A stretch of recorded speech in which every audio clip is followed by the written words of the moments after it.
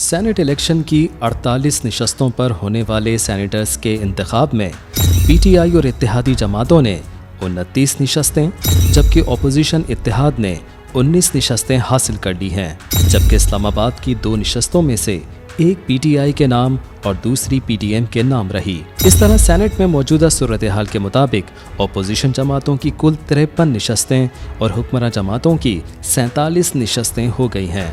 Senators के इंतखाब के बाद 12 मार्च को होने वाले चेयरमैन और डिप्टी चेयरमैन के इंतखाब के लिए हुक्मरान जमातों और अपोजिशन की जानिब से जिद्दोजहद तेज कर दी गई है।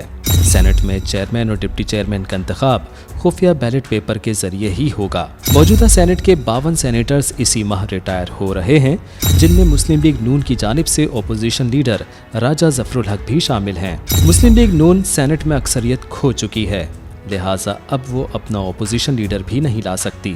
सेनेट की कुल 100 निशस्तों में पीटीआई 26 निशस्तों के साथ पहले नंबर पर है, जबकि दूसरे नंबर पर पीपल्स पार्टी की 20 निशस्तें, मुस्लिम लीग नून की 18, बलूचिस्तान अवामी पार्टी की 12, जेयूआई की 5, एमक्यूएम और बीएनपी मैंगल की 3-3, एएनपी नेशनल पार्टी और पश्तूनख्वा मैप की 2-2, मुस्लिम लीग काफ, जीडीए और जमात इस्लामी की 1-1 और 5 आज़ाद अरकान की 1-1 निशस्तें शामिल हैं।